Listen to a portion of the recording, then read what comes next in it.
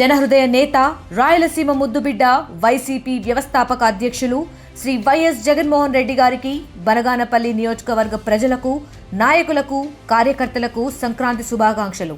ఇట్లు కాటసాని రామిరెడ్డి, బనగానపల్లి మాజీ ఎమ్మెల్యే కాటసాని ఓబుల్ రెడ్డి, వైఎస్ఆర్సీపీ రాష్ట్ర విభజన విభాగ ప్రధాన కార్యదర్శి. మీ నాన్న ఫుల్ కాంగ్రెస్ ఉన్నప్పుడు మీరు ఎట్లా కమ్యూనిస్ట్ అయ్యారు? నేను చదువుకునేటప్పుడు అక్కడ ఒక టీచర్ రామిరెడ్డి అని ఉండేవాడు, స్కూల్లో టీచర్. ఆయన ఎప్పుడు చెప్తూ ఉండేవాడు ఆ రకంగా కులాలు మతాల గురించి, ఇట్లా పార్టీ గురించి, అందరూ బాగుండాలి, అందరు ఒక రకంగా ఉండాలి, అందరూ సమానంగా ఉండాలా, ఈ రకమైన దోపిడీ కరెక్ట్ కాదనే పద్ధతిలో ఆయన క్లాస్లో చెప్తూ, హిందీ పండిట్ ఆయన చెప్తూ ఇవి కూడా ఇట్లా చెప్పేవాడు. ఆయన చెప్తూ ఆ సందర్భంగా అట్లా అట్రాక్ట్ అయ్యి ఇంటర్లో కూడా బాగా కొంచెం అట్లా, ఇంకా డిగ్రీలో బాగా హైదరాబాద్లో డిగ్రీ చేసినాను. ఇంకా ఎస్ఎఫ్ఐలో అక్కడ పనిచేయడం, అరెస్టులు కావడం అవన్నీ కూడా జరిగినాయి. ఆ రకమైన పద్ధతిలో నేను సిపిఎంలో మా వాళ్ళు బాగా ఇబ్బంది, అంటే మా నాన్న ఇబ్బంది పెట్టాడు, ఇట్లా ఇది అవుతావు ఇది అవుతావు అని చెప్పేసి. ఇంకా నేను ప్రెజర్ ఎక్కువ చేసిన తర్వాత చివరికి ఒకసారి ఒక 20 days తినకుండా, అంటే ఒక పూట తిని ఒక పూట తినకుండా అట్లా ఇంట్లో కొంచెం స్ట్రైక్ చేశాను, నిరాహార దీక్ష చేశాను అప్పుడే. ఇంకా అప్పుడు మా వాళ్ళు ఇంకా సరే చదువుకోవద్దని. అంటే నిరాహార దీక్ష చేసింది మీరు ఇష్టపడ్డ వ్యక్తిని పెళ్లి చేసుకోవడానిక? నేను ఎస్ఎఫ్ఐలో అప్పటికి లేదు, అప్పటికి గఫూర్ గారు నాకు తెలియదు, చదువుకోవడానికి. వాళ్ళు నేను ఇంట్లో పనిచేస్తుంటే పార్టీ దానికైనా పోవడము, క్లాసులకు పోవడం జరుగుతూ ఉంటే మా వాళ్ళు భయపడి వద్దు చదువద్దు అని చెప్పేసి ఇంటర్తో ఆపేయడం ప్రయత్నాలు చేశారు. ఆ సందర్భంగా కొంత నిరాహార దీక్షలు తీసుకొచ్చి అప్పుడు హైదరాబాద్లో చదివించారు. అంటే అప్పుడు గఫూర్ గారు ఎస్ఎఫ్ఐలో ఉన్నారా, సిఐటియులో యాక్టివ్? సిఐటిలోనే ఉన్నారు ఆయన అనుకుంటా, ఎస్ఎఫ్ఐలో లేరు. ఓకే, సిఐటిలోనే ఉన్నారు. అంటే ఆఫీస్కి అడపదడప రావడం అప్పుడు బాగా ఇష్టపడ్డారు. ఆ తర్వాత నేను ఆఫీస్ సెక్రటరీగా పనిచేసేటప్పుడు అప్పుడు గఫూర్ గారు వచ్చేవాళ్ళు, మాట్లాడేవాళ్ళు, చేసేవాళ్ళు. తర్వాత కర్నూలులో జరిగేవి ఇది పేపర్ మిల్ ఇష్యూ సంబంధించి కూడా పాదయాత్రలు వచ్చారు, ఇష్యూ జరుగుతూ ఉండింది అప్పుడు. ఆ సందర్భంగా మేము అక్కడికి వెళ్ళడము, వాళ్ళని రిసీవ్ చేసుకోవడము, మాట్లాడడం, ఉపన్యాసాలు అవన్నీ జనరల్గా ఒక ఇది బాగుంటుంది. ఒకే పార్టీలో ఇద్దరు కరెక్ట్గా ఒకే రకమైన ఆశయాలతో ఉంటే ఇది చేసుకోవచ్చు. వేరే వాళ్ళని పెళ్లి చేసుకుంటే చాలా ఇబ్బందికరంగా ఉంటుంది మనకు. ఆకర్షణ కన్నా ఆశయం మెయిన్, తర్వాత ఆకర్షణ బాగున్నాడులే మంచోడని. ఆశయం మెయిన్. ఎందుకంటే నన్ను ఇష్టపడ్డవాడు తర్వాత నా ఆశయంతో ఉండేవాడు. నేను వేరే వాళ్ళని పెళ్లి చేసుకుంటాను అనుకోండి, నేను ఇట్లా అని అంటే వాళ్ళు అట్లా కాదు అవన్నీ ఇదని చెప్పేసి చెప్తే నాకు చాలా ఇబ్బంది అవుతుంది, అది జరగదు, చాలా ఇబ్బంది పడతాము. ఒకే రకమైన ఆశయం ఉంటే దానికోసం పని చేయొచ్చు. నేను పని చేయాలనుకున్నాను కాబట్టి, ఆ లక్ష్యం కోసం ఆశయం కోసం పని చేయాలనుకుంటున్నాను కాబట్టి దానికోసం అని చెప్పేసి అట్లా. మీ ఇష్టాన్ని ఫస్ట్ ఎవరికి చెప్పారేంటి? గఫూర్ గారికి చెప్పాను. చెప్పారా? ఎలా రియాక్ట్? గఫూర్ గారు ఓకే అన్నారు. అయితే ఒకటి చెప్పాడు ఆయన, మాకేం లేదు, మేము పూరు పేదవాళ్ళము కాబట్టి నాకేం ఉండదు, నేను పార్టీలో పనిచేస్తున్నాను, పార్టీ హోల్ టైం అలవెన్స్ ఇస్తారు, పిల్లలు అది ఇది అంటే ఇంటి గురించి నువ్వే చూసుకోవాలని చెప్పారు. అదొక కండిషన్ అంటే అన్నారు. అంటే అప్పుడు నేను చెప్పాను ఓకే, అంటే తను చేయలేరు కదా, పూర్తి హోల్ టైమర్ ఉన్నారు కాబట్టి వేరే ఇది చేయలేడు, వచ్చే హోల్ టైమర్ అలా అది సరిపోదు జనరల్గానే, కాబట్టి వైఫ్ ఏమన్నది లేదు నేను కూడా ఏమైనా చేస్తాను, ఇంటిని నేను చూసుకుంటాను, ఇల్లు పిల్లలు మొత్తం అనే పద్ధతిలో మాట్లాడుకోవడం జరిగింది. ఓకే, మీ ఇద్దరి ఇష్టాలను పార్టీకి చెప్పారా? చెప్తే అప్పుడు నండూరు ప్రసాదరావు గారు, పర్సా గారు, ఎల్బీజీ గారు ఉంది, వాళ్ళు అసలు వాళ్ళే పెళ్లి చేశారు మాకు. దండల పెళ్లి హైదరాబాద్లో, మళ్ళీ కర్నూలులో. అంటే ఒకటి పత్రం ప్రతిజ్ఞ మొత్తం చదవడం, ఆయనకు నేను దండ వేస్తే ఆయన నాకు దండ వేయడం. ఏమని ప్రతిజ్ఞ చేశారు? అదే పరస్పరము సహకరించుకుంటాము, మేము మా కోసమే కాకుండా ప్రజల కోసము వాళ్ళ ఇది కోసం పనిచేస్తామని చెప్పేసి పద్ధతి ప్రతిజ్ఞాపత్రం మేము చదువుతాం. జనరల్గా పార్టీ పెళ్ళి అని జనరల్గా జరుగుతూ ఉంటుంది కాబట్టి ఆ పెళ్ళి చేసుకున్నాం. అయితే మా ఇంట్లో వాళ్ళు ఇష్టపడాల, మా అమ్మ నాన్న, మా అన్నయ్యలు, మా అక్క అందరూ వ్యతిరేకించారు, ఎవరు రాలేదు.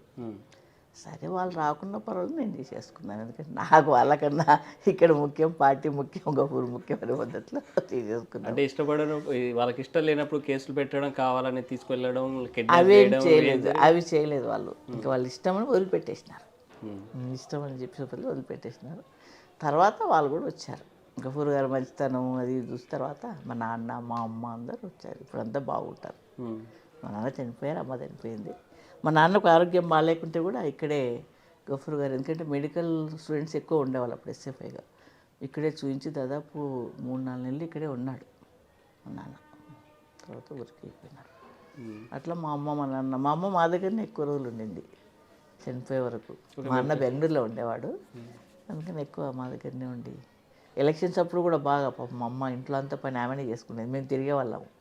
నేను పొద్దున్న నేను కూడా ప్రచారానికి వెళ్ళేదాన్ని, ఇంట్లో అంతా మాకు పొద్దున్నే చేసి పెట్టి వంట, రాత్రి వస్తే అంతా వంట చేసి పెట్టి అంతా మా అమ్మని బాగా సహకరించి. అంటే మీకు కండిషన్ పెట్టారు, పిల్లల బాధ్యత మీరే చూసుకోమన్నారు, ఇష్టంతో పెళ్లి చేసుకున్నారు, కష్టాలు వచ్చింటాయి, ఆర్థిక ఇబ్బందులు వచ్చింటాయి, ఎందుకు చేసుకున్నానా అనే సందర్భం ఒక రోజున వచ్చి అనిపించేది కదా? నేను ఇప్పుడు అనుకోలే, ఆర్థికమైన ఇబ్బందులు కూడా ఉన్నాయి. అయితే నేను ఎప్పుడూ కొంచెం, ఎప్పుడంటే నాకు కార్ల్ మార్క్స్ భార్య ఉండింది, ఆమె జెన్నీ మార్క్. నేను ఆ బుక్కులు చదివేదాన్ని ఎక్కువ. నాకు జెన్నీ మార్క్ అసలు ఎన్ని కష్టాలంటే, పిల్లలు చనిపోయినారు, తిండి లేదు, చివరికి పరుపులు మంచాలు అట్లాంటివి కూడా అన్నీ అమ్ముకున్నారు. అంత ఇదిలో ఆమె చాలా బాగా డబ్బున్న మహారాణి ఆమె, అట్లాంటి ఆమె. నేను ఎప్పుడు ఆ బుక్ ఎప్పుడు నా దగ్గర ఉంటుంది. నేను ఎప్పుడు అంత ఇదిగా వాళ్ళు ఇబ్బంది పడ్డప్పుడు, మనం ఈ చిన్న ఆర్థికమైన ఇబ్బందులు జనరల్గా కొన్ని ఉంటాయి, ఉండకుండా ఏం లేవు, ఎందుకంటే మాకు ఏం లేదు. మొదట మా అమ్మోళ్ళు చూసేవాళ్ళు కాదు, తర్వాత మా అమ్మ వాళ్ళు మాకు బియ్యము పప్పు అన్నీ పంపించింది, అన్నీ మాకు కావాల్సిన సరుకులన్నీ మా అమ్మ వాళ్ళు పంపించేవాళ్ళు. అంతవరకు ఏం లేదు, ఇన్నికి వచ్చి అలవెన్సే. అప్పుడు నేను కూడా ఏం చేసేదాన్ని కాదు, నాది డిగ్రీ కంప్లీట్ అయింది, బీఈడీ అయిపోయింది, టీచర్ ఉద్యోగం వద్దన్నారు, మళ్ళీ నేను లాలో జాయిన్ అయినా, ఒక లాయర్ గారి. దాంతో బాబులు పిల్లలు కొంత ఇబ్బందికరంగా ఉండింది. అయినా నేను ఎప్పుడు వాళ్ళకన్నా నేను బెటర్ కదా అనేది, వాళ్ళతో పోల్చుకుంటే నేను బెటరే. నాకన్నా ఇంటి వాళ్ళు చాలామంది ఇప్పటికి ఉన్నారు, ఇబ్బంది పడేవాళ్ళు, తిండి లేనివాళ్ళు, పొద్దున్నే కష్టపడేవాళ్ళు చాలామంది ఉన్నారు. వాళ్ళతో పోల్చుకుంటే మనం కనీసం తిండి తింటున్నాం, ఏదో ఉంటున్నాం. కాబట్టి కింది వాళ్ళతో పోల్చుకోవాలి తప్ప పై వాళ్ళతో పోల్చుకునే పరిస్థితి మనకు ఎప్పుడు ఉండకూడదు. అందులో కమ్యూనిస్ట్ అన్నప్పుడు బాధలు తప్పవు. అంటే ఎంతో కొంత పిల్లలకి సంపాదించి పెట్టాలనే తల్లిదండ్రులకి కొంత ఆశ ఉంటుంది కదా, అలా ఎప్పుడు కూడా అనిపించలేదా మీకు? మేము ఎప్పుడు అనుకున్నది ఏమంటే ఒకటి వాళ్ళకి ఎడ్యుకేషన్ ఇవ్వాలనేది. పిల్లలు ఎందుకంటే పార్టీలో వాళ్ళు ఏం పెద్ద ఎస్ఎఫ్ఐలో కూడా తిరగలేదు, ఇక్కడ కొంచెం కొంచెం తిరిగినారు 10th వరకు, తర్వాత ఇంటర్కి వెళ్ళిపోయినారు, ఇంకా ఆ తర్వాత సీట్లు వచ్చేసి వెళ్ళిపోయినారు.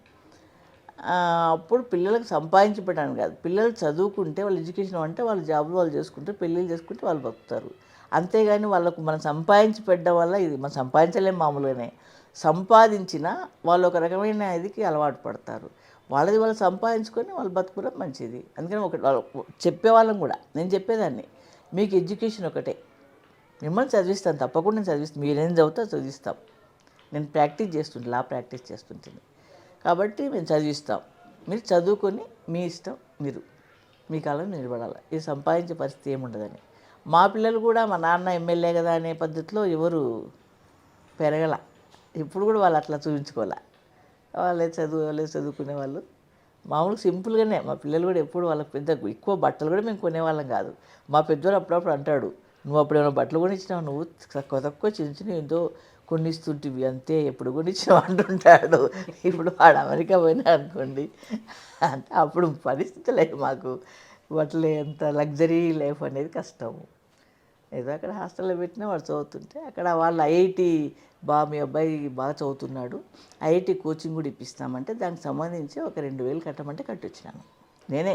ఎడ్యుకేషన్ సార్ ఎప్పుడు చాలా బిజీ, అంత బిజీ అంటే ఇంటికి ఎప్పుడు వస్తారో తెలియదు. అప్పుడు హైదరాబాద్కి ఎక్కువ తిరిగేవాళ్ళు, పిల్లలు స్కూల్లో చేర్పించడం నేనే, ఫీజులు కట్టడం నేనే, వాళ్ళు అవి ఇస్తే వెళ్ళి మార్క్స్ మేము ఇస్తే మేమే వెళ్ళి తీసుకోవడము, వాళ్ళను ఇంటర్లో కాలేజీలు నేను చేర్పించినాను, వాడిని ఐఐటి మద్రాసులో నేనే చేర్పించినాను, అంతా వీడిని బెంగళూరులో అది మెడికల్ నేనే చేర్పించినాను. తర్వాత వచ్చారైనా కానీ అవన్నీ నేనే. తనకు వీలు కాదు, తను పూర్తిగా అసలు ఇంకా డెడికేట్ అయిపోయినాడు, పార్టీ పార్టీ పార్టీ. అప్పుడు సిఐటియు, తర్వాత ఇక్కడ ఏమంటే ఇక్కడ కూడా అట్లాగే ఉండింది.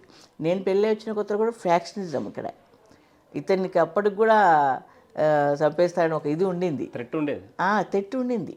తెట్టు ఉన్నప్పుడు మేము ఒక ఇంట్లో ఉండేవాళ్ళం ఇందిరాగాంధీ దగ్గర. మా ఇంటి ముందు అరుగులు ఉండేవి, 2 రూములు ఉండేవి. ఆ అరుగుల మీద డివైఎఫ్ఐ పిల్లలు ఇందిరాగాంధీ పిల్లలు కాపలా కాసేవాళ్ళు. ఎప్పుడు వచ్చి పడుకునేవాళ్ళు డైలీ నైట్. మేము గాంధీనగర్ పోయిన తర్వాత కూడా కొంతమంది ఇక్కడ పడుకున్నారు. తెట్టు ఉండింది నాకు. ఆ తెట్టు ఉన్నందుకు మేము ఇట్లా ఇది చేసి చేసేవాళ్ళం. సార్ ఇంత బిజీ లైఫ్, ఎప్పుడు సమాజం కోసం ఉద్యమాలు, ఆ నిర్మాణం, పర్సనల్ లైఫ్ దూరం చేసుకున్నాను, పిల్లలతో అటాచ్మెంట్ ఉండలేకపోయానని ఎప్పుడైనా బాధపడ్డారు, అనిపించిందా? ఒకటి పిల్లలతో ఎక్కువ టైం ఇవ్వలేకపోతున్నాం అనేది అనిపించేది. బట్ అంతకంటే ముఖ్యమైన పనిలో ఉన్నాం కదా. ఇప్పుడు నేను వ్యాపారాలు చేసుకుంటున్నాం, డబ్బు సంపాదనలో ఉండడం వల్లనో, లేకుంటే నా వ్యక్తిగతమైనటువంటి అవసరాల కోసం ఉండి వాళ్ళని పట్టించుకోకపోతే తప్పవుతుంది. ఇప్పుడు సుందరయ్య గారు ఉన్నారు, మొత్తం జీవితమే సమాజానికి అంకితం చేసినప్పుడు పిల్లలు కూడా ఎందుకు, పిల్లలు మొత్తం సమాజం పిల్లలు నా పిల్లలు అనుకుంటాను నేను అన్నాడు. కాబట్టి అంత గొప్ప మాటతో పోల్చుకున్నప్పుడు మన పిల్లలు సమాజంలో ఉండే పిల్లలతో భాగమే. అయితే అప్పుడప్పుడు వాళ్ళకు అటాచ్మెంట్ తక్కువే. నాకు సహజంగా ఆ ఫీలింగ్ వాళ్ళకు ఉంటుంది. నేను దానికోసం ఈమెకి చెప్పేవాడిని, నువ్వు కాస్త ఎక్కువ టైం ఇవ్వు వాళ్ళతో ఎక్కువ గడుపు. ఎందుకంటే ఎవరో ఒకరు తల్లి తండ్రి ఎవరో ఒకరు ఉండాలని కోరుకుంటారు. ఆ రకంగా పాపం ఆమె చేసింది, అదంతా చేసింది. ఆమె నాకంటే కూడా ఎక్కువ కష్టపడేది. ఇప్పుడు అడ్వకేట్గా ప్రాక్టీస్ లేకుంటే మేము బతకడం కష్టం కదా. నాకు చాలా రోజుతో ఏడ బతుకుతాం, ఇంటి బాడగ తీసుకోవాలా, పిల్లల్ని చదివించుకోవాలా, ఇవి. కాబట్టి ఆమె కష్టపడి లా పాస్ అయింది. లా పాస్ అయిన తర్వాత డి సుబ్బన్న గారి దగ్గర జూనియర్గా చేరి నేర్చుకొని రెగ్యులర్ కోర్టుకు పోయి ఆ రకంగా అంతో ఎంతో ఆదాయం సంపాదించే పాది ఒకటి ఉండింది. రెండవది ఏమంటే, ఇప్పుడు కమ్యూనిస్ట్ పార్టీలో మహిళ చదువుకొని ఉండే మహిళలు తక్కువ. బేసిక్గా పార్టీ గఫూర్ భారా కంటే కూడా సిపిఎం పార్టీ అన్నప్పుడు సిపిఎం పార్టీ పనులు, మహిళా సంఘం పనులు, సిఐటి పనులు, ఇక నేను దొరకకపోతే ఆమెను తోమేవారు. పోలీస్ స్టేషన్ పోవాలా, లేకపోతే ఆడిపోవాలా, మహిళా సంఘం మీటింగ్ ఉంది అది. ఇది కాకుండా ఆమె కార్పొరేటర్గా 2 సార్లు గెలిచింది. రాజకీయ జీవితం బలమైన జీవితం ఉంది. ఇందిరాగాంధీ నగర్లో కార్పొరేటర్, ఇక్కడ కార్పొరేటర్ ఈమెను ఓడించడం కోసం రాజశేఖర రెడ్డి ముఖ్యమంత్రిగా ఉన్నప్పుడు చల్లా రామకృష్ణాడిని ఇన్ఛార్జ్గా పెట్టి విపరీతంగా డబ్బులు పంచిచ్చి ఇక్కడ ఈమెను ఓడించే ప్రయత్నం చేసినారు. అయినా గెలిచింది. సీతారామన్ మిడిల్ క్లాస్ ఉండే ఏరియాలో. కాబట్టి ఆమెకు రాజకీయ జీవితం ఉంది, అడ్వకేట్గా ప్రాక్టీస్ చేయాలా, అడ్వకేట్గా. రెండవది ఏమంటే, ఇప్పుడు చెడ్డ పేరు రాకూడదు. మేము మొదటి నుంచి జాగ్రత్తలు తీసుకుందామంటే, ఫీజు ఇస్తారో లేదో వేరే సమస్య, తక్కువ ఫీజు తీసుకోవాలా, క్లయింట్స్ ఇంకోరి దగ్గర పోయి నిర్మలం మాకు ఎక్కువ వసూలు చేసిందని చెడ్డ పేరు రాకూడదు. మనకు అవసరమైతే ప్రొఫెషన్ మానుకుందాం, కానీ ఈ పద్ధతిలో ఉండకూడదు అనేది ఆమె పాటించి ఆ రకంగా కష్టపడింది. పిల్లలు కూడా వాళ్ళు కూడా బాధ్యతగా చదువుకున్నారు. కాబట్టి వాళ్ళ జీవితం ఈరోజు ఇబ్బంది లేని పద్ధతిలో వాళ్ళు గడపగలుగుతారు. అదే పక్కన పెడితే ఓకే, ప్రజెంట్ దేశంలో ఒక చర్చ జరుగుతుంది. మనువాదం ఒకవైపు, కమ్యూనిజం మనవైపు. కమ్యూనిజం అనేది ఇంకోవైపు పెద్ద చర్చ జరుగుతుంది. ఇంకోవైపు కమ్యూనిజం లేకుండానే చేయాలనేటువంటి ఒక ఇప్పుడున్నటువంటి మనవాదులు చేస్తున్నటువంటి చర్చకు మీరేం చెప్తారు? ఇప్పుడు రహస్యం లేదు. అది ఆర్ఎస్ఎస్ యొక్క ప్రధాన శత్రువులు అంటే ముస్లింలు, క్రైస్తవులు, కమ్యూనిస్టులు. వాళ్ళు ఓపెన్ చెప్తారు, వాళ్ళ పుస్తకాలు రాసుకున్నారు కూడా. కాబట్టి వాళ్ళు ముస్లింలను అణచివేయాలా, క్రైస్తవ మతం పెరగకుండా చూడాలి, వాళ్ళ మీద ఆంక్షలు పెట్టాలి, కమ్యూనిస్టులు లేకుండా చేయాలి. ఆ ప్రయత్నాలు వాళ్ళు చేస్తూనే ఉంటారు. అందుకోసం ఇప్పుడు కమ్యూనిస్ట్ పార్టీ, మార్క్సిస్ట్ అంటే సిపిఎం పార్టీగా మేము భావించింది ఏమిటంటే, మతోన్మాదానికి వ్యతిరేకంగా ఒక విశాలమైనటువంటి ఐక్యత నిర్మించే పని చేయాలి. మనం కేవలం కమ్యూనిస్టులుగానే ప్రతిఘటించలేము, వీళ్ళను ప్రతిఘటించడం కష్టం.